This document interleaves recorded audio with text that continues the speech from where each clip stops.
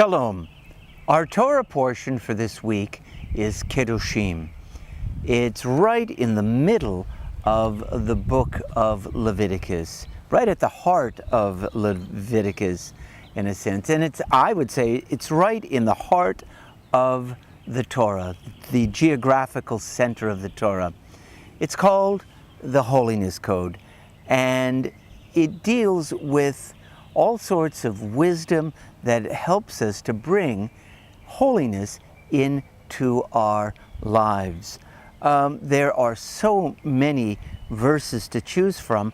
I thought I would look at today chapter 19, verse 14. Let's take a look at what it says in the Hebrew, the English, and some of the commentaries as well. Lo tekalel cheresh velifnei iver lo titen michshol ve'yareta me'elohecha ani Adonai.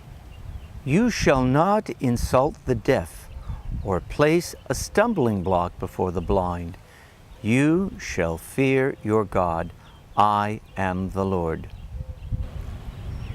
Nachmanides, a medieval commentator who lived in southern France, had an interesting take on this verse.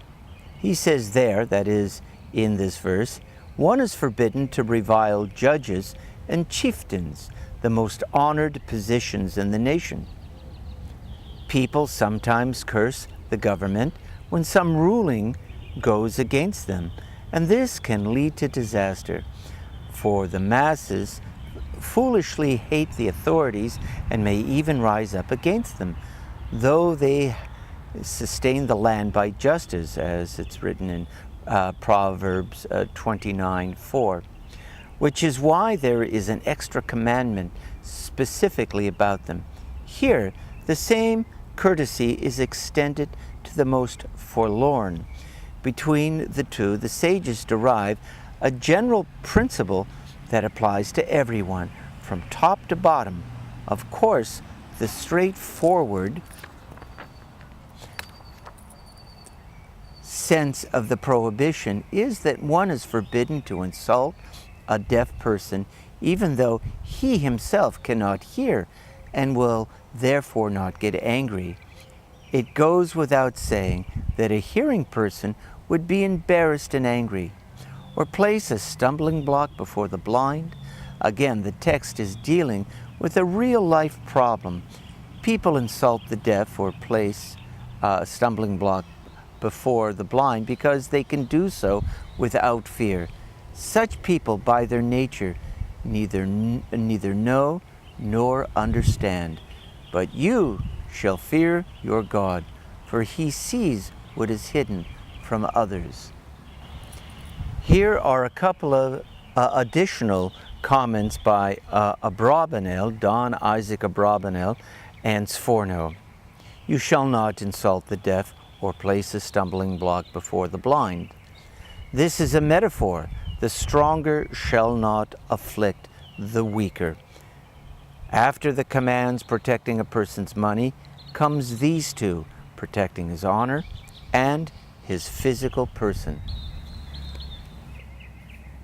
What Nachmanides and Abravanel and Sforno are telling us is, just because we think that the people we are speaking about cannot hear us, for example, people in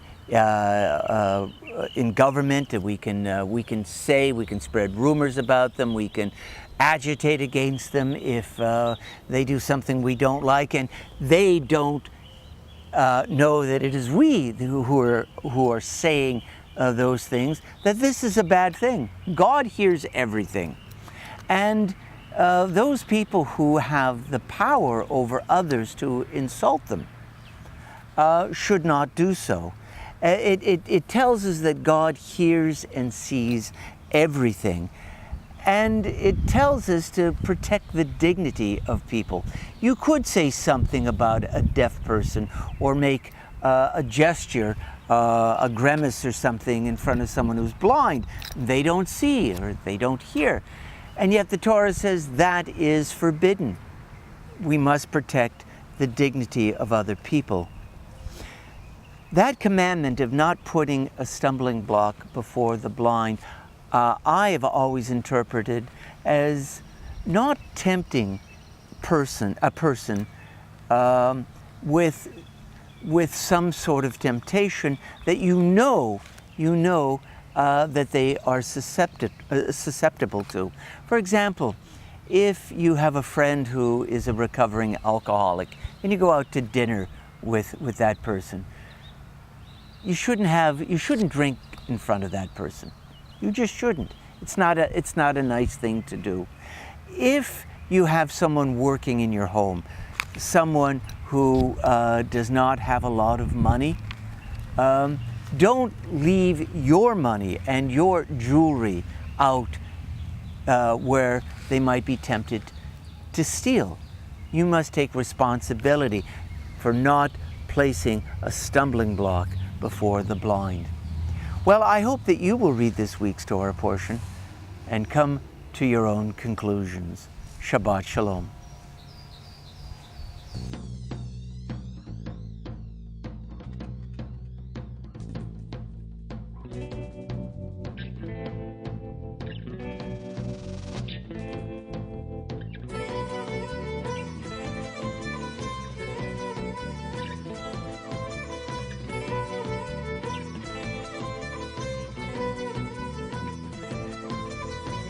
أبا شمعون كن بعوني لا دعيتك عينني أبا شمعون كن بعوني